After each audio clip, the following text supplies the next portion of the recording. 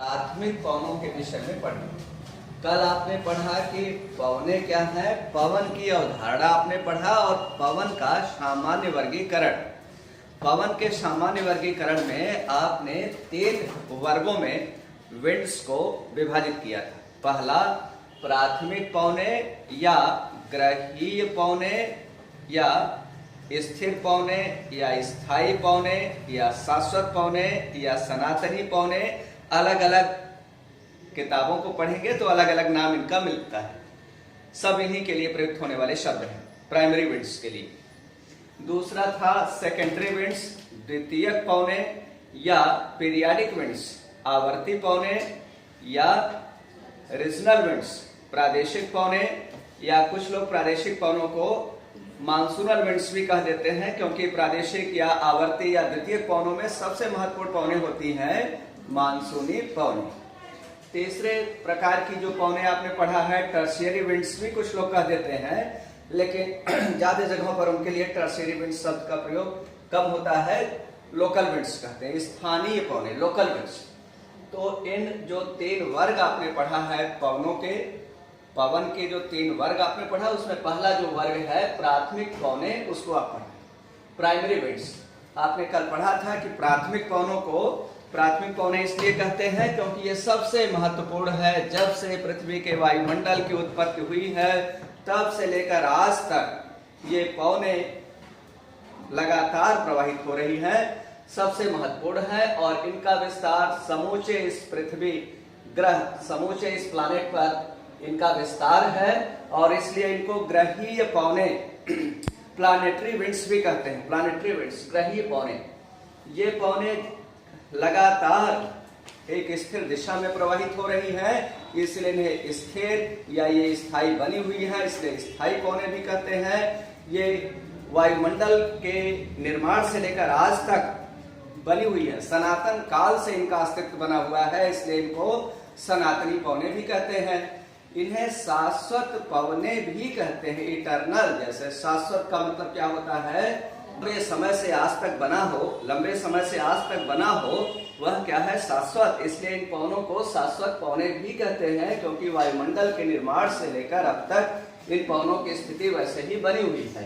अब प्राथमिक, प्राइमरी या प्लानेटरी विंड्स के प्रकार हम लोग पढ़ रहे हैं। प्राथमिक जो पवने होती हैं ये मुख्यतः 3 प्रकार की होती हैं। प्राथमिक पवने मुख्यतः 3 प्रकार की होती हैं। पहला हो गया सन्मार्गी पवने, ट्रेड विंड्स, दूसरा है पछुआ पवने और तीसरा है ध्रुवी पवने। तो सबसे पहले हम लोग सन्मार्गी पवनों की बात करते हैं। सन्मार्गी पवने या ट्रेड विंड्स। सन्मार्गी पवने क्या है, वे पवने हैं जो उपोष्ण उच्च वायुदाब की पेटी, सब ट्रॉपिकल हाई प्रेशर विंड, उपोष्ण उच्च वायुदाब की पेटी से इक्वेटोरियल लो प्रेशर विंड, विषुवतीय निम्न वायुदाब की पेटी के मध्य दोनों गोलार्धों में, उत्तरी गोलार्ध में भी दक्षिणी गोलार्ध में वर्षभर प्रवाहित होती है।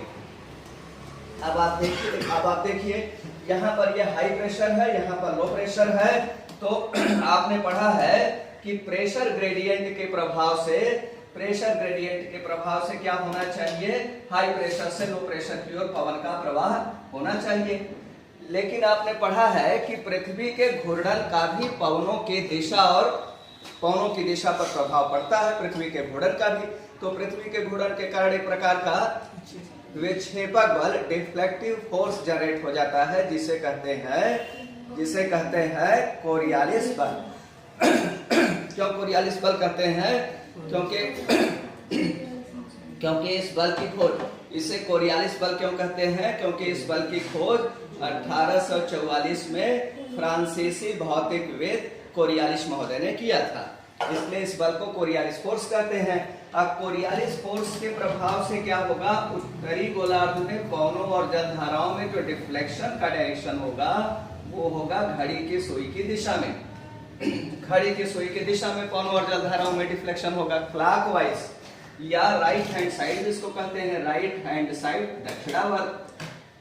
और दक्षिणी गोलार्ध में पवनों और जलधाराओं के डिफ्लेक्शन का डायरेक्शन क्या हो जाएगा, एंटी क्लॉकवाइज या लेफ्ट हैंड साइड। वामावर्त दिशा होगी पवनों और जलधाराओं में, जो कोरियालिस बल के प्रभाव से विक्षेपण की दिशा दक्षिणी गोलार्ध में होगी वामावर्त।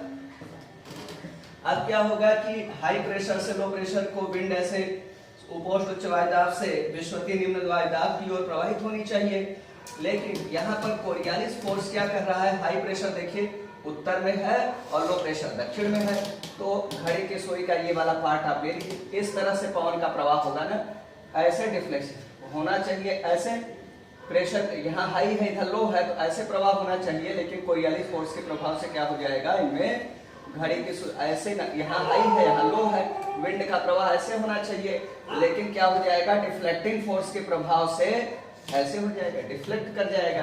तो यहाँ घड़ी की सुई की दिशा में डिफ्लेक्टिंग फोर्स ऐसे काम, घड़ी की सुई ऐसे ऐसे चल रही है घड़ी की सुई, तो डिफ्लेक्टिंग फोर्स इस दिशा में काम करेगा और यहाँ पर ऐसे हो जाएगा पवन का प्रवाह, ये हो जाएगा पवन का प्रवाह, ये हो जाएगा यहाँ पर उत्तरी गोलार्ध में ऐसे हो जाएगा। अभी कल मैं दीपा की कॉपी देख रहा था, तो वो क्या कर रही थी कि संडे को ऐसे ही उन्होंने उस समय भी ऐसे थोड़ा बनाया था, ऐसे नहीं बनाएंगे क्योंकि पौने किस दिशा से आती है ये महत्वपूर्ण है। हम बोले नहीं थे, लेकिन हमको था जब टॉपिक आएगा तब हम बोलेंगे पौने किस दिशा से आती है ये महत्वपूर्ण है ना। तो यहाँ पर इनका डायरेक्शन उत्तर हो गया ना, बाद में इनका डायरेक्शन बदल रहा है, शुरू कहाँ से हो रही है उसी आधार पर तो इनका नामकरण किया गया है।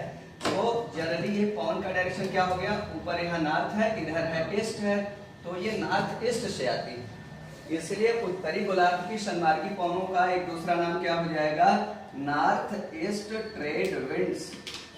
नॉर्थ ईस्ट ट्रेड विंड्स उत्तरी गोलार्ध की सन्मार्गी पवनें या उत्तर पूर्वी सन्मार्गी पवनें।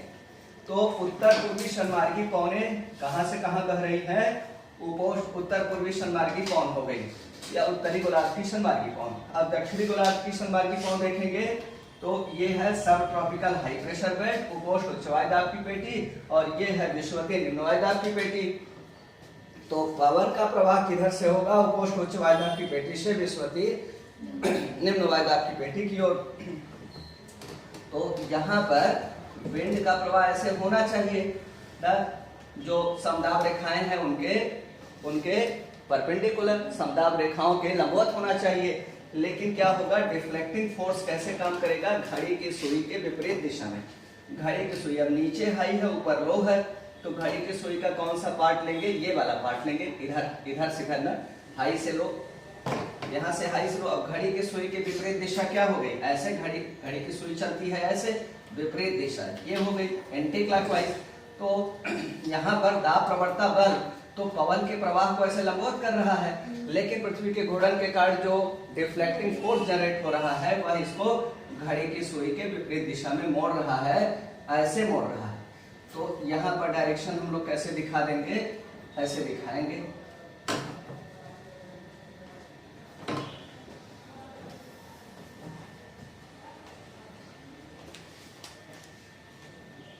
डायरेक्शन ऐसे दिखाएंगे, ऐसे डायरेक्शन दिखाएंगे, है कि नहीं। घड़ी की सुई के विपरीत दिशा में पवन प्रवाह होगा। अब दक्षिणी गोलार्ध की जो सन्मार्गी पवनें हैं उनकी दिशा देखिए क्या हो गया, ये दक्षिण है और इधर है पूरब। तो इनका डायरेक्शन किस दिशा से पवनें आती है ये महत्वपूर्ण, किस दिशा में जाती है वह उतना महत्वपूर्ण नहीं है, किस दिशा से आती है, क्योंकि वहीं की विशेषताओं को लेकर के आती है। जहां से आती है वहीं की विशेषताओं को लेकर आती है। जैसे आप जिस परिवार से आते हैं उस परिवार के संस्कार को लेकर आते हैं, और आप चाहे जिस भी परिस्थिति में हो अपने संस्कार को बनाए रखने का प्रयास करते हैं, हर कोई चाहता है। तो ऐसे ही पवनों और जलधाराओं में भी यही बात होती है। तो यहाँ पर क्या होगा, इसको कहेंगे south east trade winds, south east trade winds, उत्तर पूर्वी सन्मार्गी, दक्षिण पूर्वी सन्मार्गी पवनें। तो अब आप कहेंगे हम लोग सन्मार्गी पवनों की बात करते हैं। सन्मार्गी पवनें क्या होती हैं, उपोष्ण उच्च वायुदाब की पेटी से विषुवतीय निम्न वायुदाब की पेटी के मध्य वर्ष भर प्रवाहित होने वाली पवनों को सन्मार्गी पवन कहते हैं। सन्मार्ग इंग्लिश ग्रीक भाषा के ट्रेड का रूपांतरण है। ट्रेड का मतलब सही मार्ग पर चलना, सन्मार्ग पर चलना। ट्रेड का सेकेंड फॉर्म ट्रोड हो जाता है और थर्ड फॉर्म हो जाता है ट्रोडेन। ट्रोडेन से ही आपने देखा था कि शब्द बना है डाउन ट्रोडेन। अंग्रेजी साहित्य में भी डाउन ट्रोडेन शब्द का प्रयोग करते हैं। डाउन ट्रोडेन को हिंदी में क्या लिखेंगे? पददलित, victim of social and political injustice. तो यहाँ ट्रेड मतलब व्यापार नहीं है, व्यापारिक पौने कुछ लोग लिख देते हैं, लेकिन ज्यादा उपयुक्त है सन्मार्गी पौने। तो सन्मार्गी पौने उपोष्ण उच्च वायुदाब की पेटी से विश्वती निम्न वायुदाब की पेटी के मध्य दोनों गोलार्धों में वर्ष भर प्रवाहित होती है। उत्तरी गोलार्ध में इनकी दिशा, उत्तरी गोलार्ध में इनकी दिशा कहां से हो रही है? देखिए, उत्तर पूर्व से दक्षिण पश्चिम, यही है दिशा है। उत्तरी गोलार्ध में इनकी दिशा उत्तर पूर्व से दक्षिण पश्चिम, और दक्षिणी गोलार्ध में इनकी दिशा दक्षिण पूर्व से उत्तर पश्चिम, न उत्तर हो जाएगा, उत्तर पश्चिम होती है। तो जिस दिशा से आती है वो महत्वपूर्ण है। उत्तरी गोलार्ध में आती है नॉर्थ ईस्ट डायरेक्शन से, उत्तर पूर्वी दिशा से, इसलिए उत्तरी गोलार्ध की सन्मार्गी पौनों को नॉर्थ ईस्ट ट्रेड विंड्स, उत्तर पूर्वी सन्मार्गी पौने, और दक्षिणी गोलार्ध की सन्मार्गी पवनों को साउथ ईस्ट ट्रेड विंड्स, दक्षिण पूर्वी सन्मार्गी पवन कहते हैं। अब आप देखिए, ये पौने 30-35 से 5 के बीच में प्रवाहित हो रही है, अर्थात 30-35 से आ रही है। उपोष्ण उच्च वायुदाब की पेटी से विश्वती निम्न वायुदाब की पेटी की ओर आ रही है, अर्थात उच्च अक्षांशों से निम्न अक्षांशों की ओर प्रवाहित होती है। उच्च अक्षांशों से निम्न अक्षांशों की ओर प्रवाहित होती है सन्मार्गी पौने। तो उच्च अक्षांश पर तापमान ज्यादा होता है कि कम?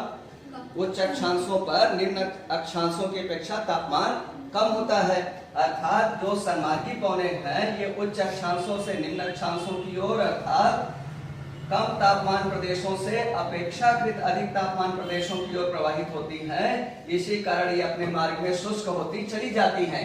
इसी कारण ये अपने मार्ग में शुष्क होती चली जाती हैं। इसी कारण सन्मार्गी पवनों के प्रभाव से इनके प्रवाह मार्ग में सामान्यतः वर्षा नहीं होती। सन्मार्गी पवनों के प्रभाव से इनके प्रवाह मार्ग में सामान्यतः वर्षा नहीं होती। क्यों वर्षा नहीं होती? क्योंकि ये पवने ये उच्च निम्न तापमान प्रदेशों से अपेक्षाकृत उच्च तापमान प्रदेशों की ओर प्रवाहित होती हैं, इसलिए अपने मार्ग में शुष्क होती चली जाती हैं। इनकी जो रिलेटिव ह्यूमिडिटी है, सापेक्ष आर्द्रता, इनकी जो सापेक्ष आर्द्रता है वो घटती चली जाती है, सापेक्ष आर्द्रता घटती चली जाती है।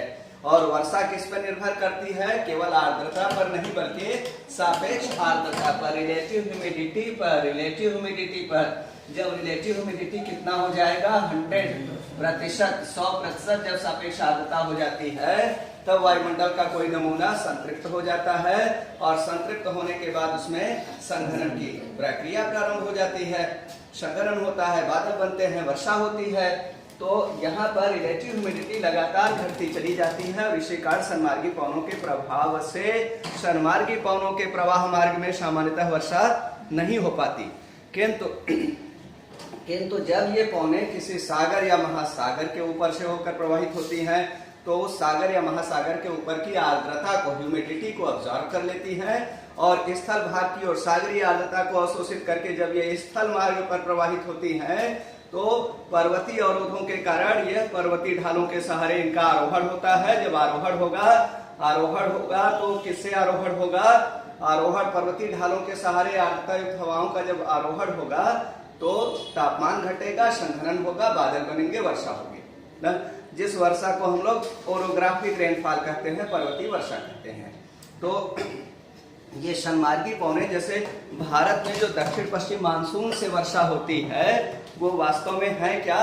दक्षिणी गोलार्ध की सन्मार्गी पवने हैं, जो ग्रीष्म ऋतु में उत्तरी गोलार्ध, जो ग्रीष्म ऋतु में विषुवत रेखा को पार कर उत्तरी गोलार्ध में प्रवेश करती हैं और भारत में आकर के वर्षा करती है ग्रीष्म ऋतु में, जिसे दक्षिण पश्चिम मानसून से होने वाली वर्षा कहते हैं। वह क्या है? सन्मार्गी पवनों की ही एक शाखा है।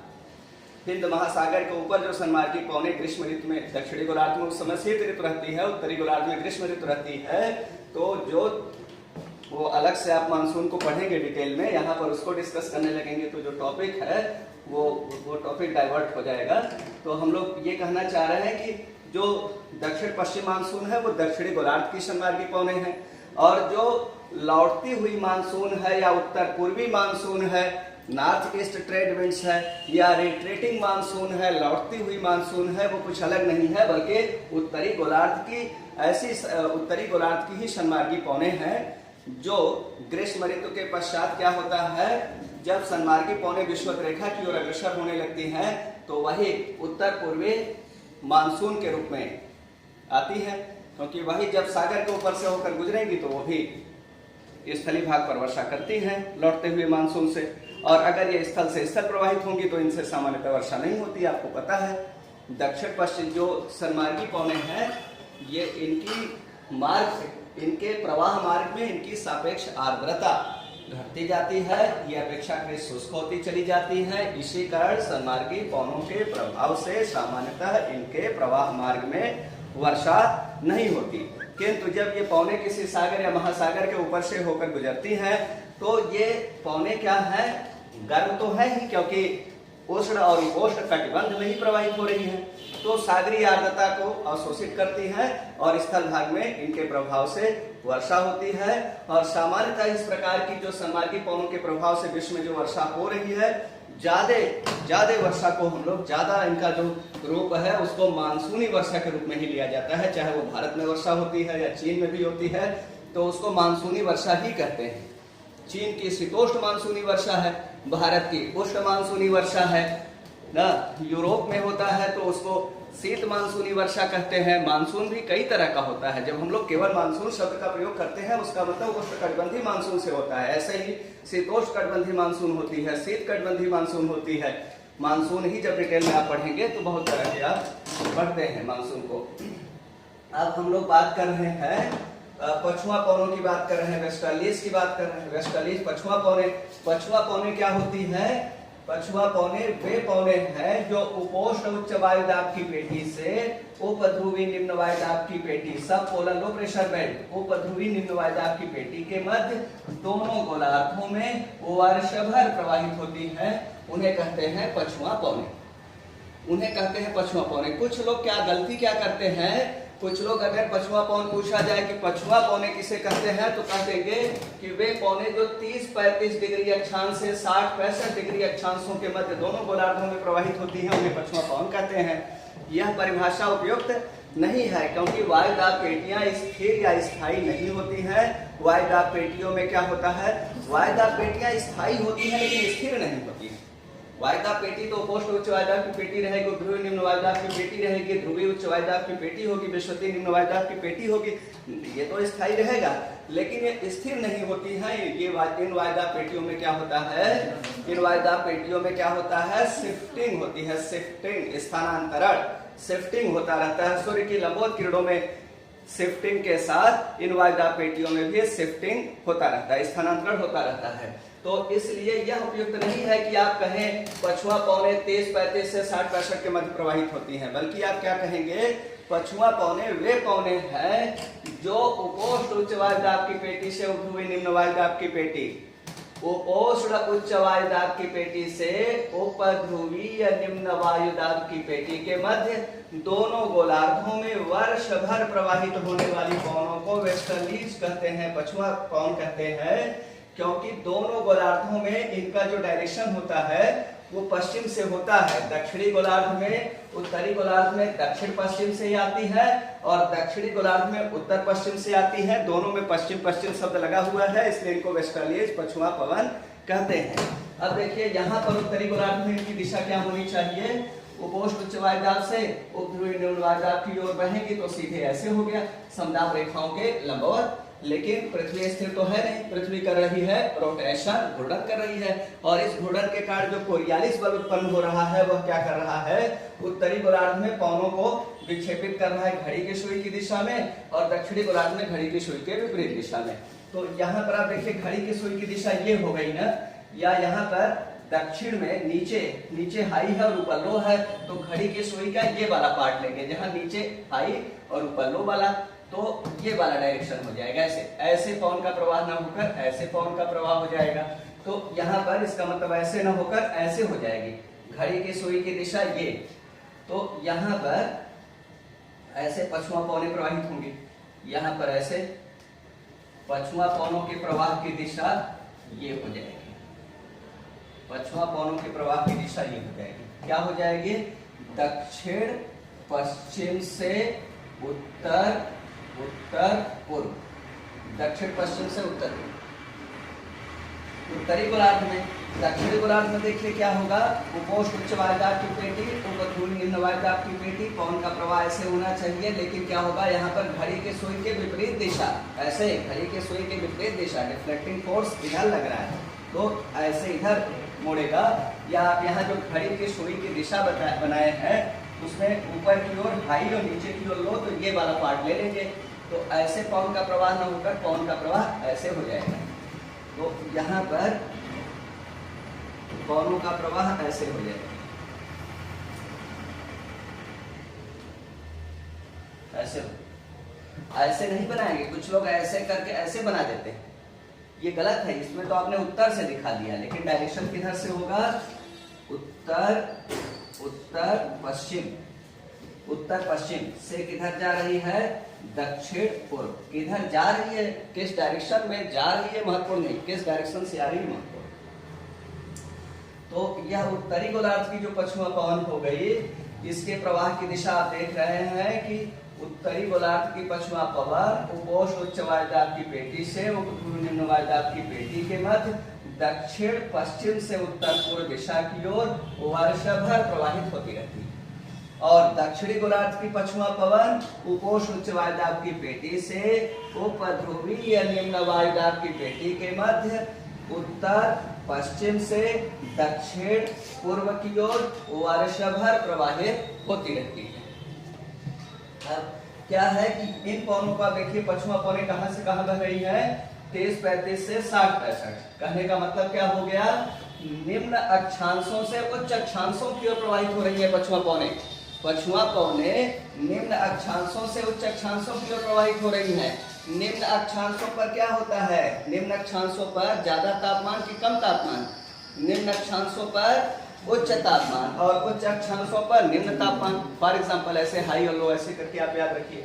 तो क्या होगा कि यहाँ पर पछुआ पवनें निम्न अक्षांशों से उच्च अक्षांशों की ओर प्रवाहित होती है, इसी कारण अपने मार्ग में आर्द्र होती चली जाती है, अर्थात इनका जो रिलेटिव ह्यूमिडिटी है, सापेक्ष आर्द्रता पछुआ पवनों का, वह बढ़ती चली जाती है।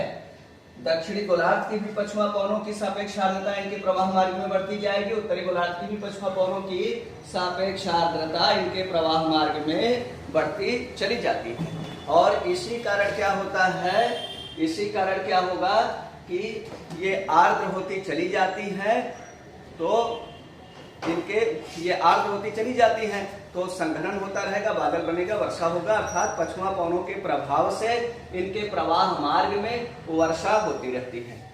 और जब ये पवनें किसी सागर या महासागर के ऊपर से होकर गुजरती हैं तो उस सागर या महासागर के ऊपर की आर्द्रता को भी अवशोषित कर लेती हैं और अपने प्रवाह मार्ग में सामान्य से अधिक वर्षा करती हैं, अर्थात इनका सागरों के ऊपर से होकर गुजरना इनके लिए सोने में सुहागा का काम करता है। ये और आर्द्र हो जाती हैं और अपने प्रवाह मार्ग में सामान्य से अधिक वर्षा करती हैं। जैसे हम लोग पश्चिमी यूरोप को ले लें, ब्रिटिश आइसल्स को ले लें, नॉर्वे के तट को लें, ब्रिटिश आइसल्स को लें, तो यह क्या है, ये सब द्वीप और नॉर्वे उच्च अक्षांश पर स्थित है।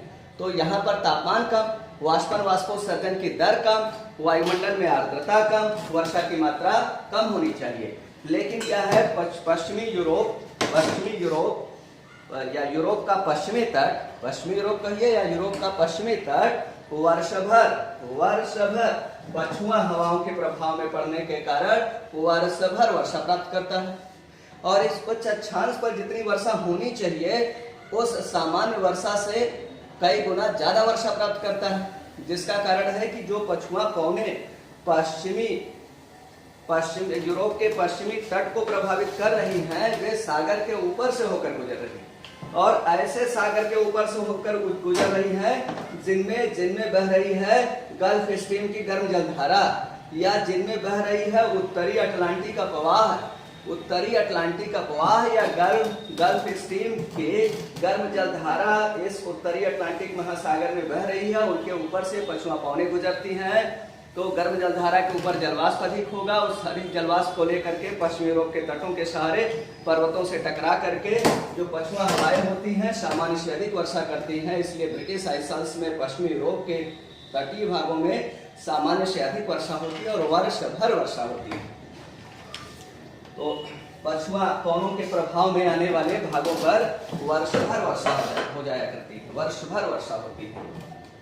अब जो उत्तरी गोलार्ध की पछुआ पवने हैं वो तो स्थलीय अवरोधों के कारण उनका वेग बहुत अधिक नहीं हो पाता। उत्तरी गोलार्ध की पछुआ पवनों का वेग बहुत अधिक नहीं हो पाता क्योंकि यहाँ पर क्या है, स्थलीय अवरोध है। लेकिन जो दक्षिणी गोलार्ध की पछुआ पवने हैं उनको आप देखिए, जो दक्षिणी गोलार्ध की पछुआ पवने, दक्षिणी गोलार्ध की पछुआ पवने कहाँ से होकर गुजर रही हैं? सागरों के ऊपर से होकर गुजर रही हैं, सागर के ऊपर से। तो सागर क्या है, समतल है न। पवन का प्रवाह कहाँ पर ज्यादा होता है, महाद्वीपों पर कि महासागरों पर, महासागरीय सतह पर कि महाद्वीपीय सतह पर। महाद्वीपीय सतह पर कहीं मैदान है तो कहीं पठार है तो कहीं पर्वत है। फिर पर्वत के ढाल के सहारे हवाएं आरोहण करेंगी, पर्वत के दूसरे ढाल के सहारे आरोहण करेंगे। फिर कहीं मैदान पठार पर आ गई, फिर मैदान में आ गई। तो धरातली घर्षण के कारण और अवरोधों के कारण, दोनों के कारण, धरातली घर्षण भी होगा, अवरोध होगा, इसके कारण महाद्वीपों पर पवन का वेग बहुत अधिक नहीं हो पाता। लेकिन जो महासागरीय सतह है वो समतल है, मेल से लेवल बना हुआ है, इसलिए पवन का वेग बढ़ता चला जाता है, कोई कंट्रोल नहीं रहता और पवनों का वेग काफी अधिक हो जाता है। तो जो दक्षिणी गोलार्ध की पछुआ पवने हैं उन पर क्या होता है, स्थलीय अवरोधों की अनुपस्थिति के कारण उनका वेग बढ़ता चला जाता है और दक्षिणी गोलार्ध की पछुआ पवने बहुत ही तीव्र वेग से प्रवाहित होती हैं और इनके अलग अलग अक्षांशों के सहारे इन पछुआ पवनों का अलग अलग नाम हो जाता है। 40 डिग्री दक्षिणी अक्षांश के सहारे प्रवाहित होने वाले तीव्र वेगी पछुआ पवनों को कहते हैं गरजती चालीसा या दहाड़ती चालीसा। इंग्लिश में रोरिंग फोर्टीज हो गया। रोरिंग फोर्टीज तो हिंदी में गरजती चालीसा या दहाड़ती चालीसा। 50 डिग्री दक्षिणी अक्षांश के सहारे जो तीव्र वेग से पछुआ पवने प्रवाहित होती हैं, 50 डिग्री उत्तरी अक्षांश नहीं, 50 डिग्री दक्षिणी अक्षांश के सहारे। यहाँ पर देखिए स्थलीय अवरोधों की अनुपस्थिति है, यहाँ पर महासागरीय सतह है। 50 डिग्री दक्षिणी अक्षांश के सहारे तीव्र वेग से प्रवाहित पछुआ पवनों को क्या कह देते हैं? तीव्र वेग से प्रवाहित पछुआ पवनों को कह देते हैं प्रचंड 50, फ्यूरियस 50। इंग्लिश में कहते हैं furious 50। Furious means very angry, much angry. अत्यधिक क्रोधित के लिए क्या कहते हैं? फ्यूरियस। ऐसा पवने इतनी तेजी से प्रवाहित होते हुए चलती हैं, ऐसा लगता है कि बहुत क्रोधित है ये, जैसे बहुत गुस्से में आदमी कहीं दौड़ रहा हो, भाग रहा। तो ऐसे ही ये प्रचंड 50 और 60 डिग्री दक्षिणी अक्षांश के सहारे जो तीव्र वेगी पछुआ पवने प्रवाहित होती हैं उन्हें कहते हैं श्रिकिंग 60, चीखती साठा ना, चीखती साठा, जैसे ये चीखते चिल्लाते हुए भाग रही है। इतना इन पवनों के प्रवाह से जो ध्वनियां उत्पन्न होती हैं, इसी कारण इन पवनों का नामकरण किया जाता है। 60 डिग्री दक्षिणी अक्षांश के सहारे प्रवाहित होने वाली, दक्षिणी अक्षांश के सहारे प्रवाहित होने वाली पछुआ पवने बहुत ही तीव्र वेग से प्रवाहित होती हैं। इनका नाम भूगोलवेत्ताओं ने रख दिया चीखती साठा, श्रिकिंग 60। तो ये पछुआ पवनों के बारे में हुआ, दक्षिणी गोलार्ध की पछुआ पवनों के बारे में हुआ। उत्तरी गोलार्ध में नहीं कहते हैं। जो गरजती चालीसा, प्रचंड 50, चीखती साठा दक्षिणी गोलार्ध की पछुआ पवने होती हैं, उत्तरी गोलार्ध में नहीं, क्योंकि उत्तरी गोलार्ध में स्थलीय अवरोध होता है। आपके ऑब्जेक्टिव वाले जो एग्जाम होगा उनमें दोनों रहेगा। गरजती चालीसा होती है, प्रवाहित होती है 40 डिग्री दक्षिणी अक्षांश के सहारे, 40 डिग्री उत्तरी अक्षांश के सहारे। तीसरा विकल्प हो जाएगा 40 डिग्री उत्तरी तथा 40 डिग्री दक्षिणी दोनों अक्षांशों के सहारे, और तीसरा हो गया, चौथा हो गया उपर्युक्त में से कोई नहीं। तो क्या होगा, ज्यादा लोग सोचेंगे कि ज्यादा वाला उत्तर लगा देते हैं, उत्तरी गोलार्ध दक्षिणी गोलार्ध दोनों लिख देंगे, 40 डिग्री उत्तरी 40 डिग्री दक्षिणी, लेकिन यह उत्तर गलत है। केवल 40 डिग्री दक्षिणी अक्षांश के सहारे प्रवाहित होने वाली पछुआ पवनों को ही गरजती चालीसा कहेंगे।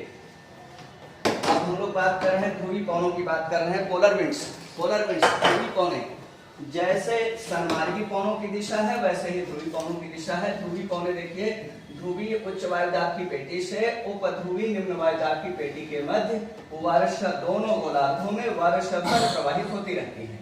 अब इनमें देखिए क्या होगा कि हाई प्रेशर यहाँ है, लो प्रेशर इधर है, पवन का प्रवाह इधर हाई प्रेशर है, इधर लो प्रेशर है। पवन का प्रवाह हाई से लो ऐसे होना चाहिए, लेकिन उत्तरी गोलार्ध में जो डिफ्लेक्टिंग फोर्स जनरेट हो रहा है पृथ्वी के घूर्णन के कारण, उसकी दिशा होगी घड़ी की सुई की दिशा, ऊपर हाई नीचे लो, तो घड़ी की सुई का ये वाला पार्ट लेंगे। अब ऐसे पवन का प्रवाह ना होकर ऐसे इधर इस ओर, मतलब दक्षिण पूर्व की ओर, दक्षिण पश्चिम की ओर हवाओं में विक्षेपक बल काम करेगा, दक्षिण पश्चिम की ओर, तो ऐसे हो जाएंगे, ऐसे हो जाएंगी ये ध्रुवीय पौने, ध्रुवीय पौनों के प्रवाह की दिशा ये हो जाती है, ध्रुवीय पौने ऐसे प्रवाहित, ध्रुवीय पौने ऐसे प्रवाहित होती है। किस दिशा से? नॉर्थ ईस्ट, ईस्ट हो गया नॉर्थ, नॉर्थ ईस्ट से किधर? साउथ वेस्ट, नॉर्थ ईस्ट से साउथ वेस्ट, नॉर्थ ईस्ट से साउथ वेस्ट। और दक्षिणी गोलार्ध में भी देखिए ऐसे हो जाएगा,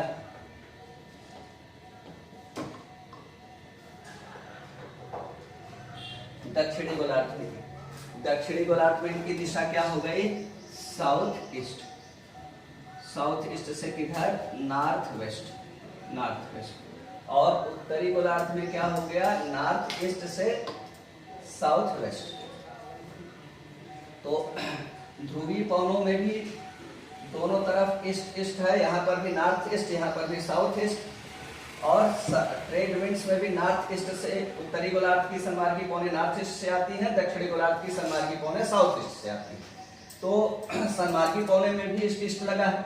कुछ लोग सन्मार्गी पौनों को ईस्टर्लीज कह देते हैं, लेकिन अधिकांश लोग इसको उचित नहीं मानते। अगर कहते हैं अगर हम सन्मार्गी पौनों को, सन्मार्गी उत्तरी गोलार्ध की सन्मार्गी पौने, उत्तरी गोलार्ध की सन्मार्गी पौने नॉर्थ ईस्ट से आ रही है, दक्षिणी गोलार्ध की सन्मार्गी पौने साउथ ईस्ट से आ रही है, दोनों में ईस्ट शब्द लगा हुआ है, इसलिए हम लोग सन्मार्गी पौनों को ईस्टर्लीज कह देते हैं। तो जो ध्रुवीय पौने हैं, उत्तरी गोलार्ध की ध्रुवीय पौने भी नॉर्थ ईस्ट से आ रही है, दक्षिणी गोलार्ध की सन्मार्गी पौने साउथ ईस्ट से आ रही हैं, दोनों में ईस्ट ईस्ट लगा है, तो हम लोग इसको भी ईस्टर्लीज कह सकते हैं। तो इसीलिए जो भी मानक किताबें हैं वे क्या करती हैं, ट्रेड विंड को जनरली ईस्टर्लीज लिख सकते हैं, लेकिन ईस्टर्लीज वो लिखते नहीं हैं, ट्रेड विंड्स को ईस्टर्लीज नहीं लिखेंगे। बहुत से जो गाइड वाली किताबें होती हैं उनमें ट्रेड विंड को ईस्टर्लीज लिख दिया, पछुआ को वेस्टर्लीज लिख दिया, तो पछुआ को वेस्टर्लीज तो लिखेंगे, लेकिन जनरली ट्रेड को आप ट्रेड लिखिए, ईस्टर्लीज नहीं लिखिए, नहीं तो आपको ट्रेड और पोलर में कंफ्यूजन भी हो सकता है।